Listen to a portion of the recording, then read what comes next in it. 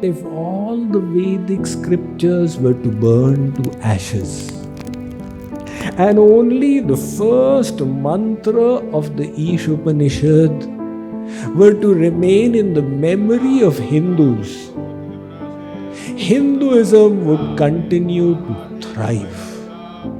That is how much of philosophy has been packed into this Upanishad.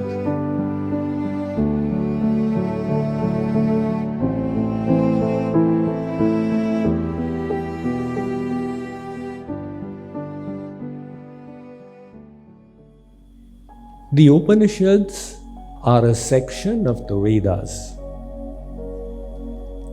The Vedas have primarily 4 sections. Samhita, which is mantra stutis to various gods. Brahman, which describes varieties of ritualistic practices.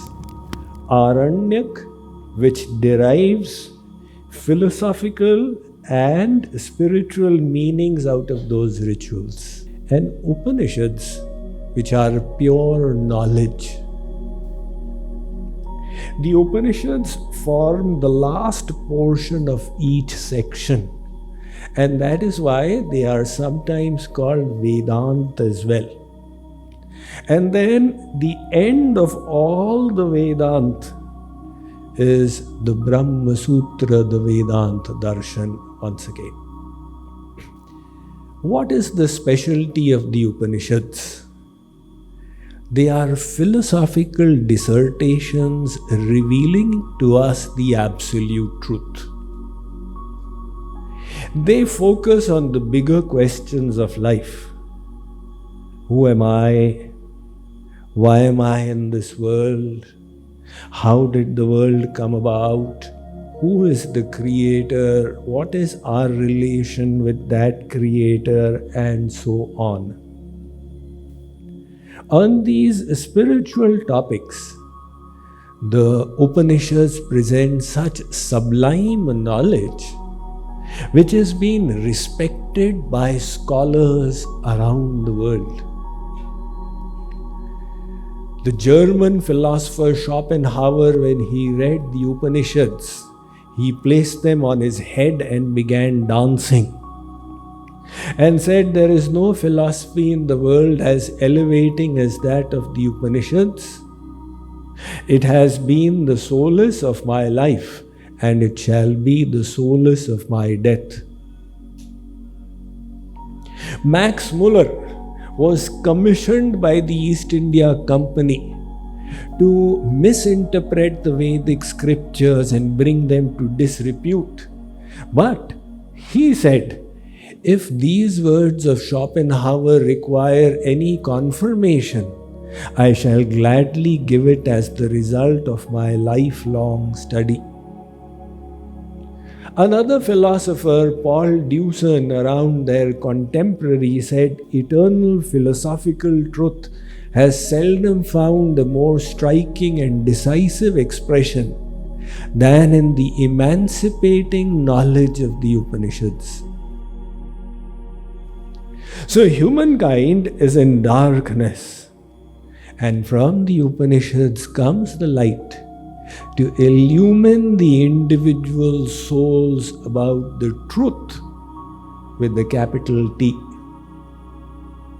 Beyond that, the Upanishads give us methodologies for practicing that knowledge in our lives. Now, for practice, knowledge becomes an important help. The higher the quality of our knowledge, the more effectively we can do something. We are all aware that in your profession, if your professional mentor shares one tip with you, it can make your career shine. If your health and wellness guide gives a couple of health tips to you, it can transform your health. Likewise, in spirituality as well, one gem of wisdom from the Guru or the scriptures can lift us up, can dispel our ignorance. That is the power of knowledge, and that is why Sri Krishna says, Nahi jnanena sadrisham pavitramiha vidyate. Arjun, in this world of Maya, there is nothing as pure and uplifting and emancipating as true knowledge. So, the Upanishads present to us that kind of knowledge which can lift us from our present state to the highest spiritual perfection. Now, how many Upanishads are there? This is a matter of debate. The answer is lost somewhere in history. The Vaishnav sects claim there are 108 Upanishads. Another version is that the 1131 shakhas of the Vedas each had an Upanishad. So there were 1131 shakhas. However, out of those, only 15 remain in modern times. So, how many Upanishads were there to begin with? The answer is anywhere between 108 and 1131.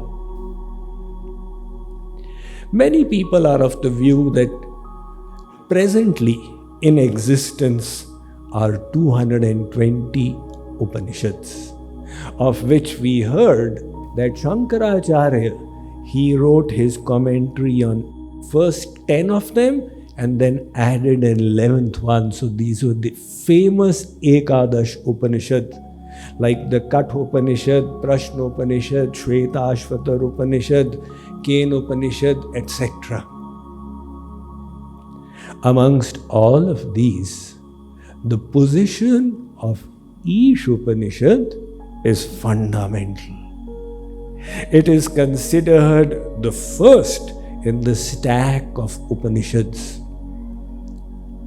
And Mahatma Gandhi's statement that if all the Vedic scriptures were to burn to ashes, and only the first mantra of the Ishopanishad were to remain in the memory of Hindus, Hinduism would continue to thrive. That is how much of philosophy has been packed into this Upanishad. It comes as the 40th chapter of the Kanva Shakha of the Shukla Yajurved. Now, the Vedas are also classified as Karmakand, Jnanakand, and Bhaktikand. These three classifications are in line with the three primary paths of spirituality: the path of works, the path of knowledge, and the path of love. So there is Karma Yoga, Jnana Yoga, Bhakti Yoga. Interestingly, the Ishopanishad contains the essence of all three. And how did that come about? It also has something to do with the location of this Ishopanishad. I just mentioned that it is the 40th chapter of the Kanva Shakha of the Shukla Yajurved. The first 39 chapters deal primarily with Karmakand and a smattering of Gyan or knowledge. The subsequent chapters deal with Bhakti. And this intersection point has a confluence of all three. So, The name Ishavasya Upanishad comes from mantra 1. Ishavasyamidam sarvam. The word Ish refers to God. And one of the meanings of Ishavasya is pervaded by God. So it brings a beautiful connotation to this Upanishad that is pervaded by God. Before the 18, it's also one of the smallest Upanishads, having only 18 mantras. Before those 18 mantras is the Shanti part, which is considered the essence of Vedic philosophy. Let us move into it.